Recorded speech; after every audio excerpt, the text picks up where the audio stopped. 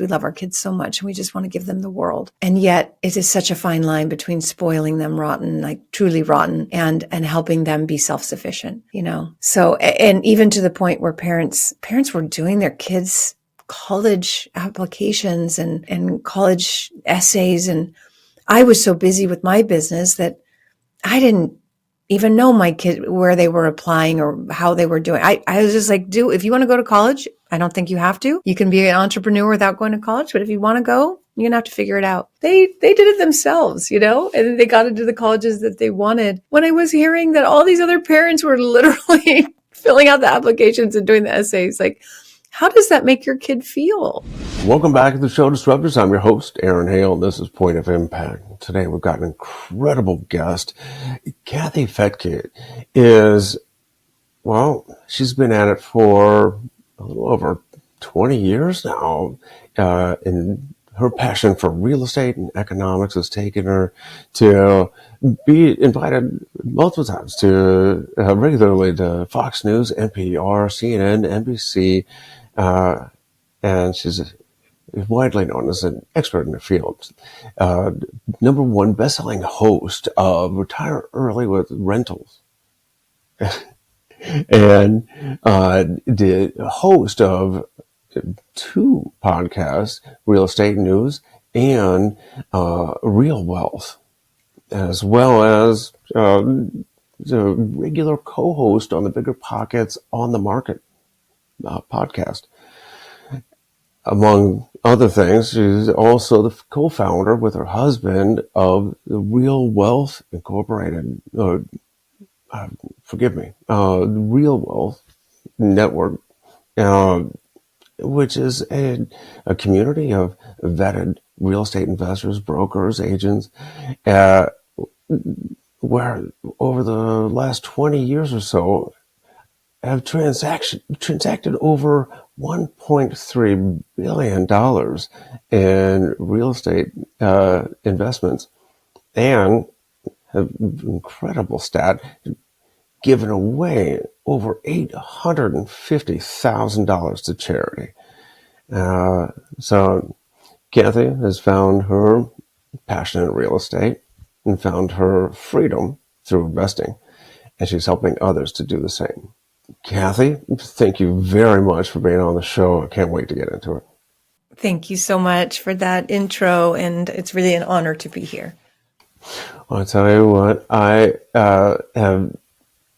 it's interesting to hear your voice on multiple different platforms, somewhat randomly, even though I also have the same passions for real estate and economics and digging into the data. But you seem to be everywhere. But before you got everywhere, let's start from where you began. How did you find real estate as this passion? Well, I think as a child, I grew up in the San Francisco Bay Area. We lived in what is now the Silicon Valley. It was a very middle-class little town that I grew up in. Mm-hmm. And then a guy named Steve Jobs created a computer and changed our neighborhood. So I watched the house that my father bought for $99,000 become worth $1 million. That changed his life. He sold the house. A few years later, he was very sad he sold the house because it was then worth $4 million. Today, it's probably worth $20 million.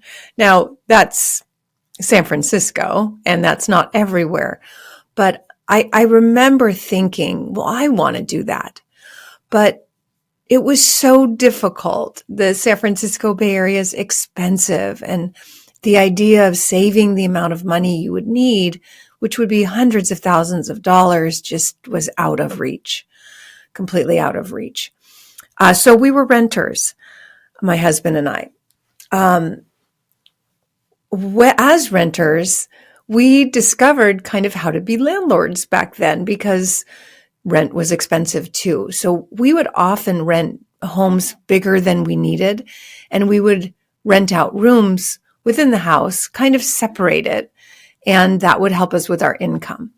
So we've been married almost 30 years now. So, I kind of learned how to manage being a landlord back then.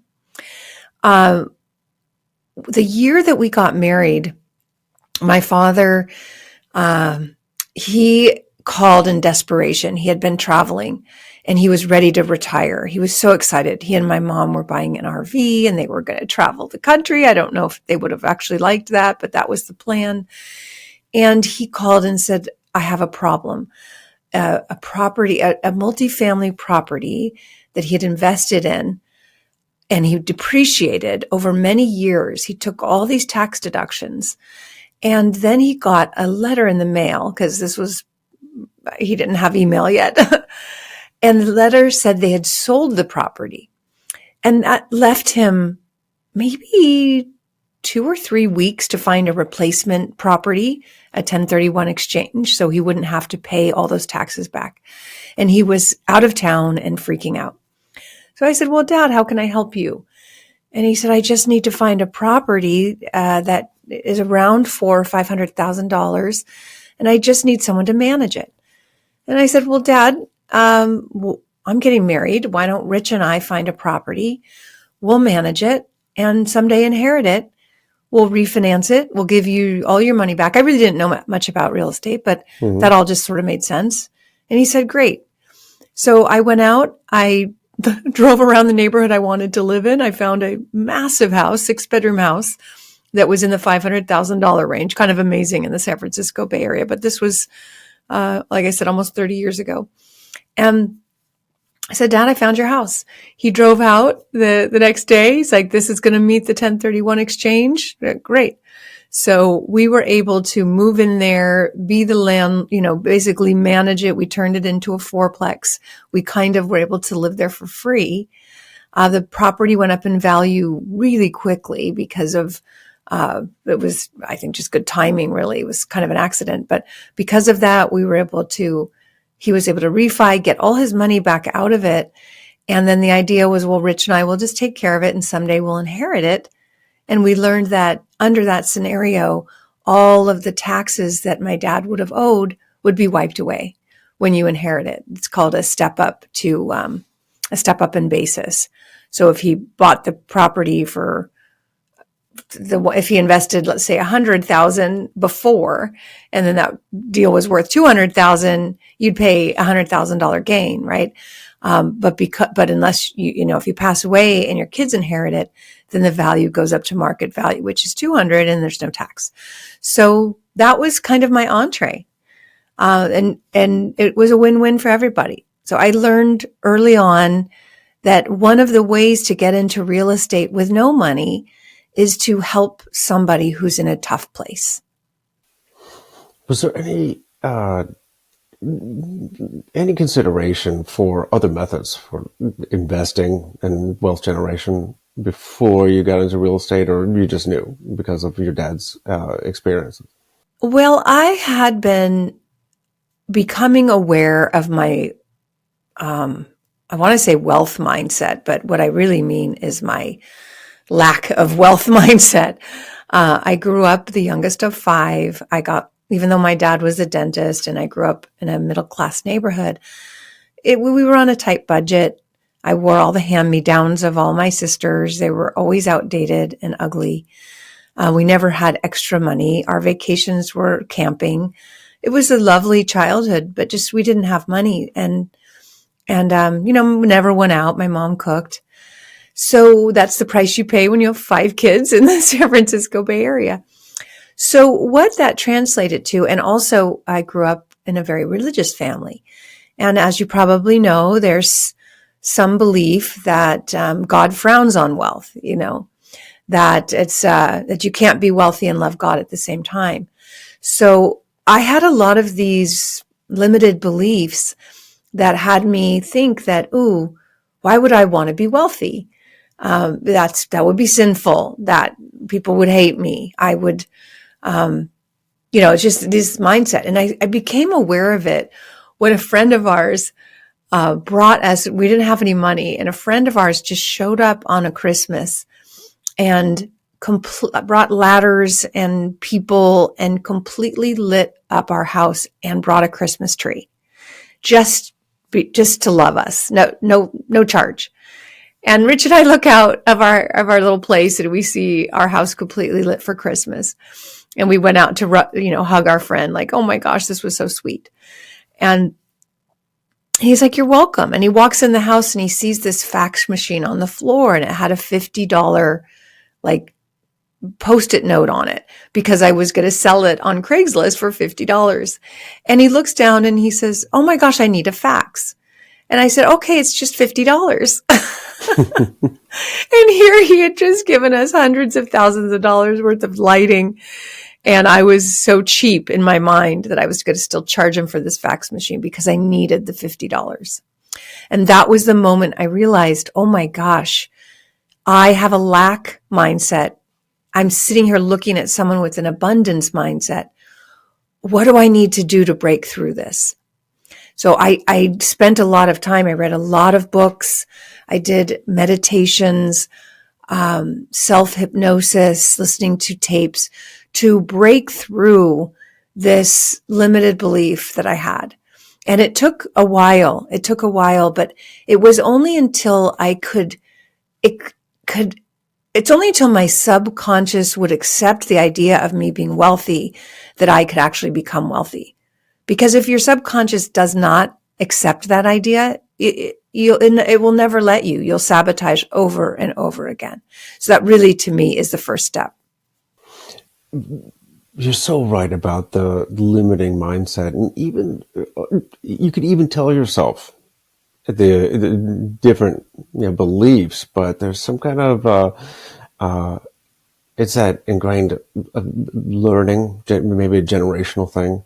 And I'm trying to remember the book, in which I think it was, this millionaire psychology, or maybe it was psychology of money, where they're talking about the thermostat.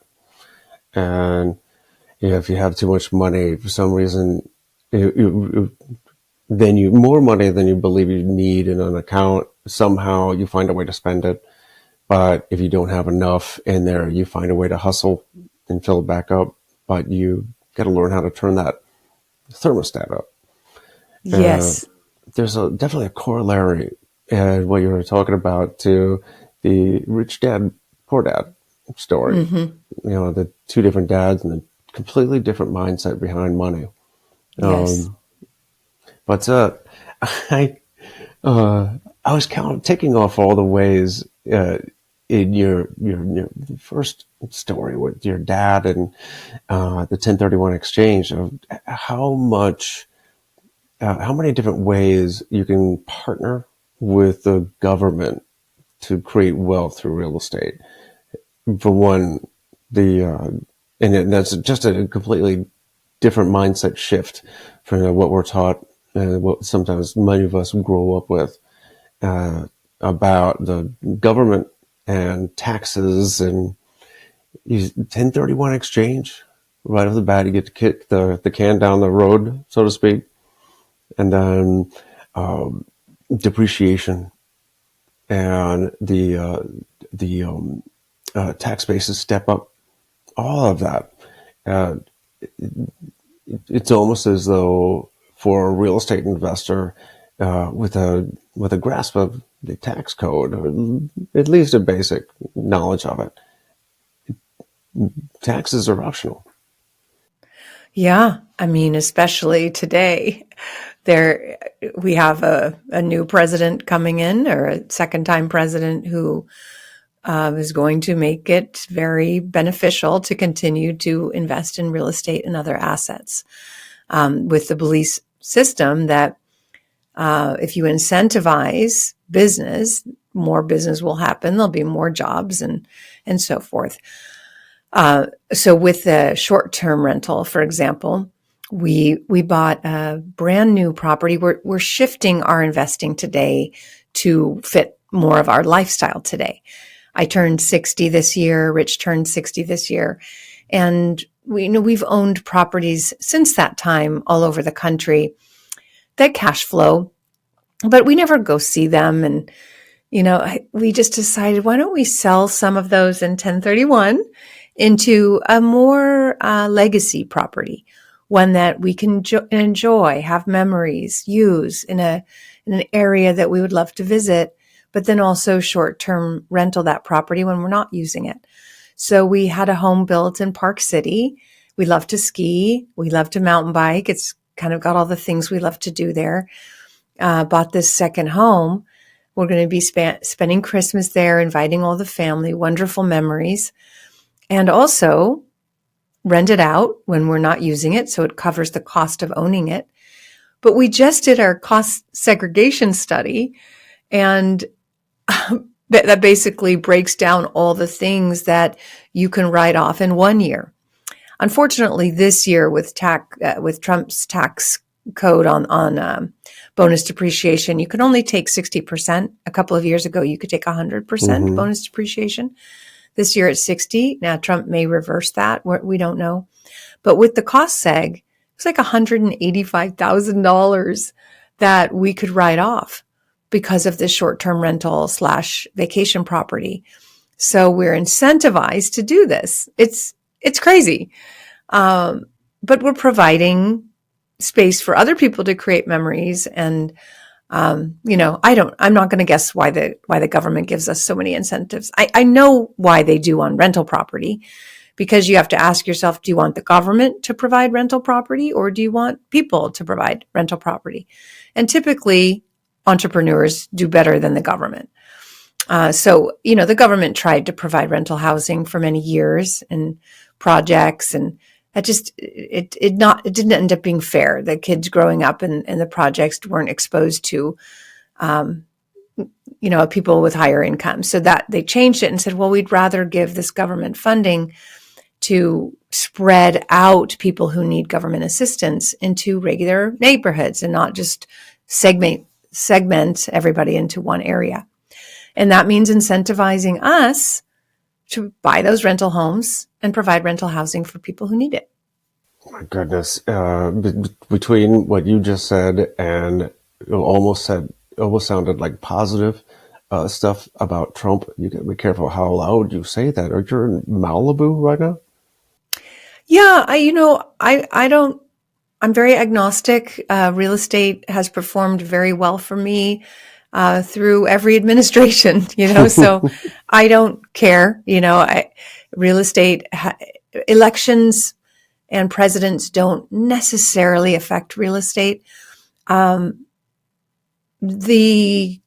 Biden administration and potentially the Harris administration could have affected real estate for landlords, because there was definitely some anti-landlord type bills that could have come into place, like potentially wiping out the 1031 exchange or reducing it.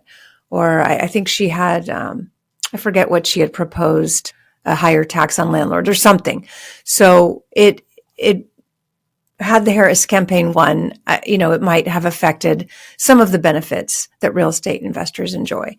When you bring in a president, love him or hate him, whose background is in real estate, and you invest in real estate, again, whether you like him or not, and there's a lot of things I don't like, but what I do like is that it's probably going to benefit real estate. Yeah. Well, yeah, he's got to start in real estate as a businessman. So, of course, his first term, he wanted to do things that not only benefit the country, but benefit himself and his own properties. But you're right, there's plenty to not like, but when you are a real estate investor, when you're an entrepreneur, business owner, it's good to have policies that benefit those aspects of your life. Right. I think Harris had proposed a number of things. Was it the down payment assistance, the rent caps, and right. Potentially rent caps across the nation. Yeah, these are things I absolutely don't believe in. Oh, of course not. It just creates more problems. And what was and of course the tax on unrealized gains, which Oh, that was going to be pretty brutal. Yeah. It was going to be brutal. I don't even know how you put that on paper. I don't know how that even works. But, what would they do? What would the IRS have to do in a recession? Pay out, to losses, capital losses? No, they No. probably wouldn't. They just take the Anyways, gains. uh, that leads me to a question. It's why where did this love for the data come from? 'Cause Love for the data. Yeah. I would say that that doesn't come naturally to me. I am, when you take any personality test, you'll find that I'm kind of a very classic entrepreneur. I've got an idea and I go for it and I don't think about the downside. I'm not an analyst. I'm a go for it person, usually based on passion. So how did I get so deep in the weeds on real estate data where I'm pretty obsessed with it? You could find me on a Saturday afternoon sitting by a pool reading economics. Just never would have seen that for myself. So I think it started when 2003. I mean, I'll try to make this part of the story short, but 2003, I was a stay-at-home mom. My husband, Rich, had come out with his book, Extreme Success. He was a top business coach in the world. He had helped found the ICF, the International Coach Federation. I was living my dream life. And then on his book tour, he noticed a freckle. That freckle ended up being melanoma. Back then, this is over 20 years ago, melanoma was a death sentence, basically. It's skin cancer that moves quickly. We knew people who had died very quickly from it. And the doctor told him if it spread, which they thought it did, he would have 6 months to live. So I learned very quickly in that moment that all the things we did to be good citizens, donating 10%, saving 10%, investing 10%, doing all the things our financial planner told us, you can wipe that money out really quickly in a situation and when there's a medical situation. And we did. We were wiped out. And then on top of that, Rich earned money when he was working. And if he wasn't working, we didn't earn money. So I couldn't stay a stay-at-home mom. I had to go figure it out. And when you're a stay-at-home mom, it's hard to get back into the world, the business world, because it changes quickly. So I had to figure something out quickly. I had been in broadcasting in the news business. I still had a weekend radio show. So I thought, okay, I'm going to put all of my energy into this weekend radio show. And the focus is going to be, how do you make money when you're not working? I had heard about it, a thing called passive income. I knew wealthy people lived that way. If a wealthy person has $5 million, they don't spend it, they invest it, and they live off the income that the $5 million generates. A poor person who, say, wins $5 million in the lottery, well, they go spend it, and then they don't have any more money. Again, a wealthy person will invest the $5 million, and maybe if it's at 10%, they're making $500,000 a year passive income every year, and they've never touched that nest egg. So I was like, I knew a couple of people from a distance who were living that way. That's how I learned that concept. And I just thought, okay, how can I do that? Because I learned if you don't have that and something happens to you, you don't have any money. So I just turned my show, I turned it to the Real Wealth Show, and I just started interviewing people, mostly authors. I would read their books. I just dove in. It was a passion project. I wanted to know how to protect my husband, to give him the time he needed to rest and to recover. And I wanted to be the hero and take over the finances. And I dove in head first. Like, I got to figure this out. And so it was from those interviews that I learned. I don't even remember your question now, but this is the story. Well, that's fantastic. And certainly dove in headfirst with 2 podcasts and co-hosting on others, writing your own book and sharing the knowledge. I think I've read something in your bio about you being a cable network TV host and learning about just seeing other walks of life, and the commonality being that they people weren't able to chase their dreams because they were too busy just paying the bills. Where I'm going with that is that we talked about the ultra rich and how they don't think in a this linear line where you earn the money and if you're a consumer spend it, but even entry level investors, they maybe buy an investment that pays for their doodads, the stuff, and a step beyond that is creating multiple streams of revenue, assets, buying more assets, and instead of a linear progression, it becomes exponential. Now you can really stack it very quickly if you know what if you study, you do take the learn the data, but really just learn the process and switch from consumer to investor. Yeah, let me give you an example of what most people do. My daughter's boyfriend, in spite of the fact that I'm her his girlfriend's mother, when he graduated from college, I said, don't do the thing that every boy does.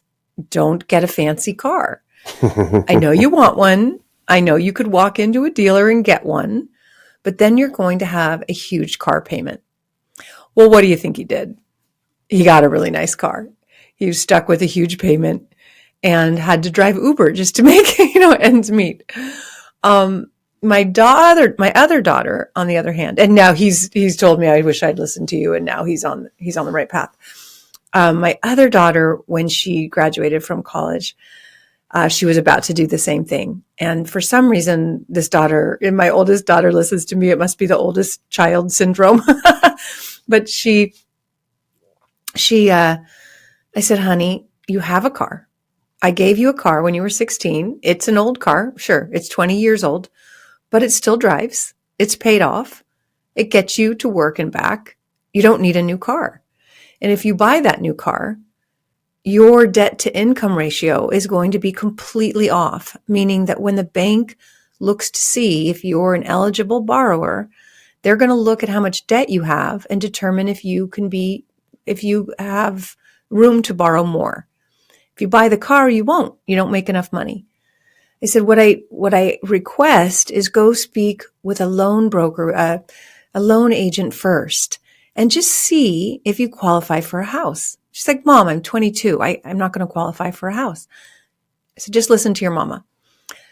She had just gotten out of college and she got a job in advertising. And she was making, I don't know, $28,000 a year or something, not a lot of money. But because she studied marketing and she got a job in marketing, the bank looks at college as part of your 2-year job history. So even though she hadn't worked for 2 years, she'd studied that industry and they allowed her, she qualified for a FHA loan, first time homebuyer loan, with just 3% down. I said, okay. And so they qualified her on her little tiny salary for a $300,000 home. I said, honey, you're in Chico, California, and the average home price is actually right around there. You can do this. She's like, Mom, I'm 22. I can't do this. Yes, you can. So she found a house that was kind of distressed, it needed work, and it was $250,000. And she ended up buying it. She fixed up a lot of it herself, and with her boyfriend, they made it really cute, really nice. And it ended up being cheaper than what she had been paying in rent. So now she was a homeowner of an old house that she now had a project. She made it very cute, was paying less than rent, still had her old car. But then the Chico fires happened. I don't know if you remember, like almost all of Paradise burned, and she was right on the edge of that. So the insurance companies called her and said, if you'll rent your home to a family, we'll pay $3,500. Her mortgage was $1,200. She moved in with a friend and paid about $500 a month and was earning, about $2,000 in cash flow. So all of a sudden it clicked, like, okay, I lived cheaply. I bought an asset. That asset is now paying me $2,000 a month. And then, of course, because a bunch of homes disappeared in the fires, the value went up by like $150,000. So she's like, okay, I get it now. If I'd bought a car, that car value would have gone down significantly the moment I drove it off the lot. She ended up being able to sell that property and buy a house in LA, $1 million house, because she made that ended up being about $200,000 gain that she could put down on a $1 million house to be near me and to raise her children near me. And so I couldn't be more proud of her for following the plan, and living inexpensively, putting away, being disciplined, and knowing that in the future you can have all of those things. But the things that you want to have, it will come because of your investments, from the money generated from your investments. So you never have to tap into the principal. After these messages, we'll be right back. I'd like to thank the sponsor of this episode, Extraordinary Delights, EODFudge.com. Extraordinary Delights is a disabled veteran, family-owned small business making handcrafted fudge and other sweet treats for the chocolate-loving patriots just like you. Go to EODFudge.com and check out some of our delicious flavors like triple threat chocolate with or without walnuts, mint dark chocolate, strawberry and creamy white chocolate, or my personal favorite, American Pick-Me-Up, an all-American version of tiramisu. While you're there, go to the apparel store and check out our awesome t-shirts, polos, and the baddest tactical apron on the market. You see me wear on the TikTok show, Aaron Hale's Cook Without Looking. So, right now, go over to EODFudge.com and pick out some fudge, other sweet treats for that patriot in your life with a sweet tooth. That's EODFudge.com. EODFudge.com. And now, back to the show. It's a tough mindset to overcome. Yeah. My son, my oldest, he just turned 14. And as much as I talk about entrepreneurship and investing and all of that, it's hard for him to grasp that it's almost like delayed gratification. But not only that, he sees his buddy working at the local pizza shop, and he says, Joey sometimes makes $200 a night just delivering pizzas to, that's pretty attractive for an evening's work. But what you can do with your mind, if you think like a business owner, entrepreneur, there is no limit. There's only so many pizzas he can deliver. And some nights he doesn't make nearly that much, but he still has to show up and spend his time there. But it's a hard concept to grasp for him. With kids, I think it's okay because they need to learn. They need to have different jobs and build their confidence and find out they can run a cash register. They can talk to somebody and give them a pizza. Like, all of that sounds easy to us, but my daughter was afraid to even make a phone call and book an appointment. So every little skill that a young person learns is beneficial. That's how I look at it. Well, you're absolutely right. Because yeah. scooping ice cream. And then they can see how other people run their businesses, take notes, learn, so that when it's their time, but also maybe doing something entrepreneurial on the side. Like we had a cherry tree that just made the most beautiful cherries you've ever seen. And the kids would pick them and put them in little baggies and go on the side of the road and sell them for $5 and people would buy them. So they got to learn, oh, okay, Mm-hmm. this is entrepreneurial. But while also having jobs and kind of learning how to be a good employee, because if you're ever going to be a boss, it helps to have been an employee, you know. So I'm for kids doing it. You know, like you said, I am in Malibu, and it's very sad because many of these kids grow up with so much money. They never learn skills.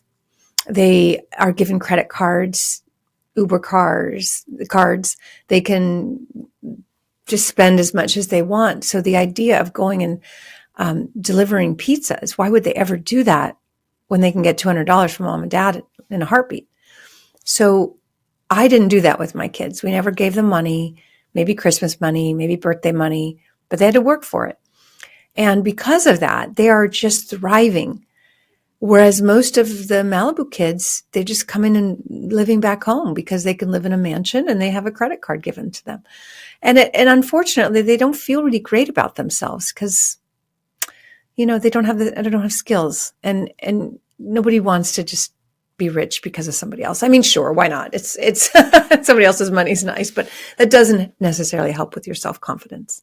You know, I thought it was a joke a few years ago when all the news was about this thing called influenza, and, where kids just didn't have a sense of reality because of all the money they had. Yes. Just what you described. This may not be Malibu, but I'm living right on the 30A region of Santa Rosa Beach in the Florida Panhandle, and there's plenty of affluence around and plenty of kids that have. My son's friend has already been through one model of iPhone and has an updated version. What kid at 13, 14 years old has already been through a smartphone? It's confounding to me. And it's very difficult to say, you know, you need to earn it when it, not only to him, but to me, to his parents, it doesn't seem like anybody else around that is requiring their kids to. And you know what? They're mad at you in those years. You know, when we were not living in Malibu, we were in Northern California, still fairly affluent, not like here I live next to the wealthiest people in the world, but in Northern California, there was still a lot of money. And I remember my older daughter telling me that her friend was given a BMW for her 16th birthday, and she threw a fit, like literally a tantrum, got on the ground, kicking and screaming. It wasn't the right BMW. It wasn't the one she wanted. And sure enough, she went out and crashed it and was able to get the one she wanted. I just was like grossed out. I'm like, honey, let's be super clear. We're never going to buy you a car, but we'll pay for a half of it. We'll pay for half of it. Do you need to pay for the other half? So she ended up finding a Jeep Cherokee for $3,000. She babysat. She paid her $1,500. We paid the other $1,500. She had a $3,000 car. Guess who was the most popular girl at school? It was my daughter, because she had a Jeep Cherokee. It was very cool. And everyone wanted to borrow it. And they also kind of knew that she bought it, and they respected that. It was really interesting. It was strange. Now my younger one, who ended up growing up in Malibu among all the rich kids and didn't get those things, she was really angry for a long time. Like, why can't I have the things they have? And I said, well, you know, you'll thank me later. But right now I understand that's hard. I know that's hard, but isn't it kind of cool that you can look just as good as them, but you went to a thrift shop, you know, and they spend all this money? Like, isn't it kind of fun? And it's a secret that you have, you know? And sure enough, now she's 25 and she can't stop thanking me enough for what gave her the character that she has today. Mm-hmm. And, you know, It's incredible that my parents and made the same deal with me that you just mentioned, going half. And I made the same deal with my son. He's only a year and a half away from his learner's permit. And I keep asking him, keep reminding him, how are you going to, how are you going to use that driver's license if you don't have wheels? And I tell him, I'll go half. Yeah. And, but beyond that, I know you just said that you don't want to give it away. They got to learn that work ethic. They got to learn how to, the financial literacy. What about those little leg up? Instead of a handout, maybe a gentle assist. Those parents who put their kids as an authorized user on their credit cards just to boost their credit. There are other methods, but what do you think about that? Yeah. I mean, we're right now, my daughter, my youngest one, has started a business. She's, it's hard. So I mentioned that, we have that second home. We're letting her live there and take care of that home, keep it clean. We'll be able to go visit. She can manage the Airbnb of it. But she doesn't have to pay rent for 4 months. And the idea is this is going to give you 4 months of low overhead to get your business going. So absolutely, I believe in leg up, but it's so hard because you want to give so much to your kids. We love our kids so much and we just want to give them the world. And yet it is such a fine line between spoiling them rotten, like truly rotten, and helping them be self-sufficient, So, and even to the point where parents were doing their kids' college applications and college essays. And I was so busy with my business that I didn't even know my kid, where they were applying or how they were doing. I was just like, if you want to go to college, I don't think you have to. You can be an entrepreneur without going to college, but if you want to go, you're going to have to figure it out. They did it themselves, and they got into the colleges that they wanted. When I was hearing that all these other parents were literally filling out the applications and doing the essays, like, how does that make your kid feel? At some point, they're going to have to do it on their own. I should think. But even if they never do, where are they going to build the confidence that they need? That we truly become our best selves when we face, tough times.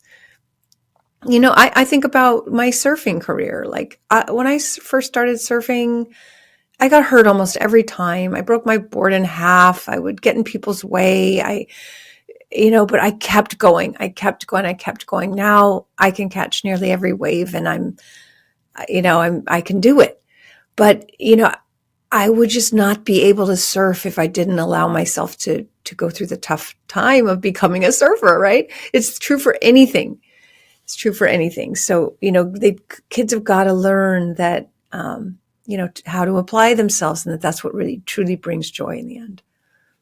Not to shift topics too dramatically here, but you mentioned surfing. And last time I went surfing was in Costa Rica. Love it. And as I recall, you've invested out of country, haven't you? In Costa Rica? Yes, we have a development in Costa Rica. We lost a bunch of money in Nicaragua. So, out of state investing is tricky. We recently bought a house in Tulum because there's a lot going on in Tulum, Mexico. There's a new airport, new train, massive growth expected in that area. And my daughter's business now is international real estate. So partly we, that leg up we were talking about, we wanted to support her in that, but we also really like the property. And you've got to be really careful because if there's a lot of projects that never get built, there's a lot of areas where maybe it does get built, but the government is just too unstable. That was kind of the case with Nicaragua. and then there were some tough times. So the developer just split, and so we got stuck with some dirt there that, we don't know what to do with.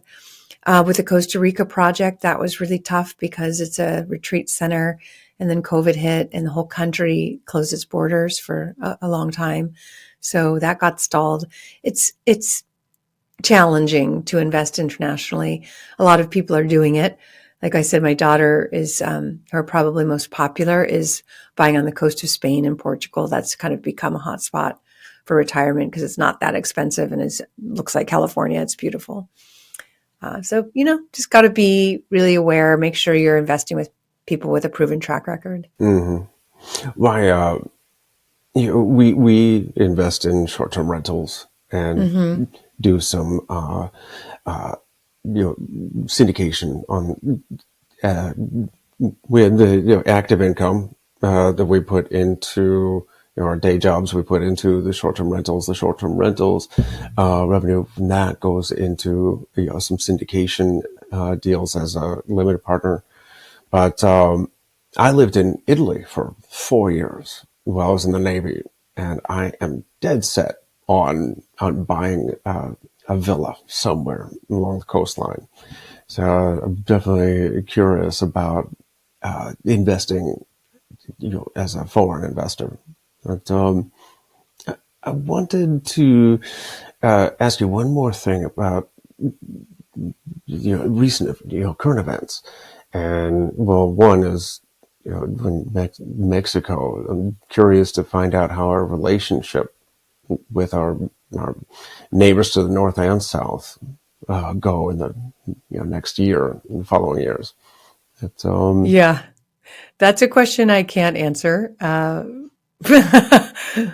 All I know is that I think Mexico is I think it's at the beginning of a big boom, if I were to just guess, because again, one of the big things we learned was during a pandemic, we were in a bad place. A lot of our goods come from China and we couldn't get it. So if you recall, we couldn't either get the supplies we needed, we couldn't get the medicines we needed, or they were stuck out in the ocean somewhere. I think the world learned a lot from that, and it's become a little bit easier. You can still get very inexpensive labor in Mexico and then just send it over the border. So I do think that there were plans to nearshore and for a lot of factories to move into Mexico. Now with the new administration, I don't think that's what Trump wants. I think he wants his businesses back in America. Is it possible for factories to come into America and, be able to compete? That's what we'll see with tariffs. I have to, I guess, trust that as a businessman, he's not going to try to, mess with the American economy. He wants the U.S. economy to be robust. It does. We'll see. We'll see. Either way, if businesses come back to America, that's good. If they go to Mexico, that's good too. So I think it'll be good. I think it'll be good for the U.S., which is the most important part, but I think it'll also be good for Mexico and Canada. I think so. What is it? Strong fences. Was it tall fences make strong friends, or strong fences make good neighbors? But I think setting up some restrictions, some regulations, some boundaries. I think, from everything I've heard, he likes to threaten, but what he's really doing is negotiating. That's his style. He wrote a book on it. So he's just talking a big talk to try to make the trade agreements more favorable to the U.S. Well, there's also some more recent events about NAR, National Association of Realtors. Not only that settlement, but now there's a bit of a scandal going on. Some more things breaking about campaign donations and sexual harassment. Do you have any thoughts on that? Yeah, the National Association of Realtors has gotten hit hard this year, and in all areas. Of course, there's the lawsuit with the commissions. A lot of brokerages that were just basically following NAR guidelines got hit very hard as a result. And even though that's been settled, it doesn't sound like it's settled. Like now there seems to be some question about the contracts that NAR is requiring that brokers have a contract in place showing what the commissions are. And it sounds like the DOJ, the Department of Justice, is questioning it. So, real estate agents are wondering, are we going to get another lawsuit for doing what NAR is telling us to do, like, last time? So, and then the sexual harassment accusations and now some possible misappropriation of funds. Who knows? NAR is getting hit hard. I think that giant is getting slayed a little bit. NAR has had tremendous power, tremendous lobby power. A lot of the benefits to real estate have come from that lobby, but it is getting severely attacked right now. So in general, it's kind of surprising that realtors and NAR survived once Zillow came along and kind of opened up the MLS. Once the average person could find the property without having to have an agent show them, that changed things. So a lot of people thought that would be the end of the realtor. It really wasn't at all. It's kind of shocking. A person could find the property themselves and still pay that 6%. So the question is, are we on the verge of change? And I think it's a mixed bag. I think, yes, Zillow could become the new NAR. If you could get everything you need from Zillow, do you need to follow these guidelines of NAR anymore? Is it really going to help brokerages? It's really only hurt them this year. But if you are selling, let's just say you're selling $1 million house in San Francisco, are you going to stick it on Zillow, or are you going to get someone who's got a client list and who's going to show it and be there and walk you through it? I mean, it's a huge transaction. If you're trying to buy a house and there's limited inventory and there's 10 different offers, are you just going to do that on Zillow, or are you going to have an agent help you negotiate, help you through that process, who really knows how to do it and make the right offer? So as much as technology is changing the game, at the end of the day, these are big transactions. And oftentimes you want an expert to handhold you. How that expert is going to do that may change. Maybe there's a process that will change. I mean, a lot of real estate agents aren't really that qualified, and I think those ones will go to the wayside. But it's kind of like, I still pay a lot of money to attorneys. I still pay money to title companies to make sure that, I've got clean title. And people who don't know anything about real estate, they're going to need a guide. And I think that the guides that are out there, whether it's under NAR or independent or who knows, they're going to have a really good track record and know what they're doing. Things certainly seem to be in flux, but I think if we look back, throughout history, everything's changing all the time. Yes. And we mentioned Rich Dad Poor Dad. I think it was Kiyosaki who said there are three sides to a coin, and it doesn't matter which side is in the office at the time. You've got the heads, tails, and then you've got the edge. And he likes to stand on the edge, go down on either side, and just make his decisions accordingly. And it seems that it's a similar philosophy to what you mentioned earlier in the interview. Yeah, it's a good place to start landing the plane. And I just want to ask you, what in your mind, what is your definition of leading a life of impact? Oh, I really think it's living your purpose here on earth. And for everybody, I think that's very unique. So number one job that we have is to find out what we're here to do. What are the gifts that we were given? When we're living our purpose, we're the most happy. But it's so different for everyone. There's people who just were born to be nurses and doctors and take care of other people. There were people who were born to be mothers and fathers, and they just want to focus on their family, and that's their impact. There are people who are meant to be teaching, like me. I'm just supposed to be teaching. It's when I feel my best. And so it's really using your God-given gifts, and not ignoring them. That's where you feel the most pain. Like if you were meant to be a singer and you were afraid to sing, you would feel the pain of not being able to express your art. If you're a soldier and you know that your purpose is to protect and you can't, that would be painful. So it's like, just again, knowing what your gifts are and having the courage to develop it. I believe that's an acceptable answer. We can move on to the next stage.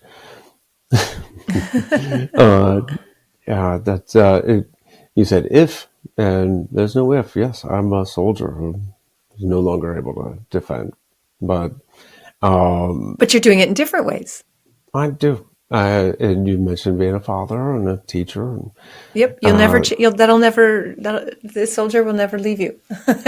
You're just expressing it differently. And change, and I'm now able to use not only the skills I had then, but a whole new set of skills and beliefs and abilities, and share those with others. Yes. And now for the final segment, it's the countdown to impact. This is 3, 2, 1. 3 books, 2 quotes, and 1 person who've all made an impact in your life. Okay. When I was trying to change my mindset, one of the books I read was The Science of Getting Rich. And that was really, really a game changer for me. I read a book called Remote Controlled Real Estate, and that helped me understand how to invest in the strongest markets. It kind of just opened up my idea or my mind to the fact that, I don't have to invest in San Francisco where it's too expensive and it doesn't cash flow. I can do it elsewhere and it can be turnkey basically.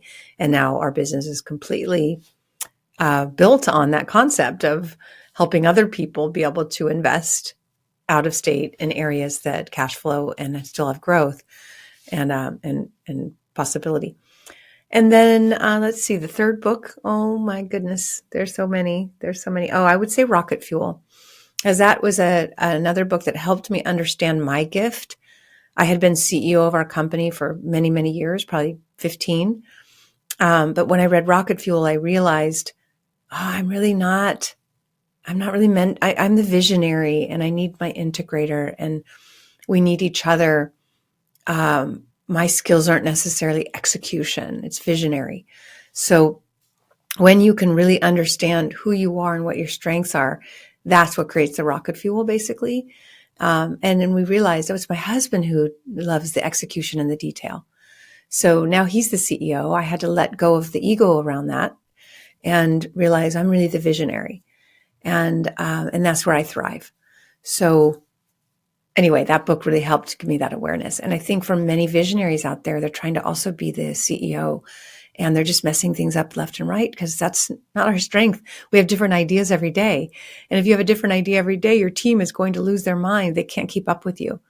So there's got to be somebody steady, making sure your idea fits within the organization and within the business plan that year.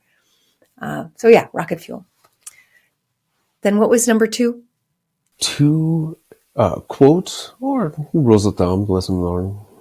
Okay. One quote is my own. It's think about what you would die for and live for it. We often know exactly what we would die for, but often that thing is ignored, because we're so busy with other things. So really getting clear on what is it? And then just invest, is it your family? Is it your health? Is it your, purpose, whatever it is, and put your energy there. Let's see. What other quote? I'm sort of blanking out right now, but I'm going to get back to you on it. Sure. And then just one person that's made an impact. Oh, one person. You already mentioned it, but Rich Dad, Poor Dad was and I'm sure everybody says this, but it was definitely had a huge impact. And I had Robert Kiyosaki on the Real Wealth Show back in 2005. And it was back then I was still desperately trying to understand passive income. And he kind of taught that to me in that 1 hour interview. And that's when he explained to me market cycles. This is kind of bringing the whole show full circle. But he was able to see things that nobody could see. None of the headlines were predicting that these bad loans were going to come due in 2007 and the whole financial system was going to fall apart. But Kiyosaki explained it on my show in 2005. And so I saw back then, oh my gosh, so many people have no clue, but certain people do because they're looking at the right metrics. So it really was that interview with Kiyosaki. And he explained it to me then. He said, I invest in places with population growth, job growth, and affordability, along with infrastructure growth. And those are the same rules we use today. It was really a game-changing moment for me. That helped us to buy a lot of properties in Texas 20 years ago because we were able to see what was coming. We were able to get our assets out of the markets that were going to crash because he showed us why they would. And then I just became obsessed with kind of seeing where the puck is going, so to speak, not looking in the past, but looking at where things headed and getting in front of that. That's my obsession with economics. He's certainly not afraid to speak his opinions and make predictions. He hasn't been as accurate in the last few years, but in 2005, man, he was on it. Well, I tell you what, he's certainly outspoken. Yeah. Well, Kathy, this has been fantastic. Thank you so much for being on the show. Really appreciate you sharing your experience and your knowledge. Where can people find out more about you and connect? Realwealth.com is our website. And if you go there, we do have, some like 500 free webinars.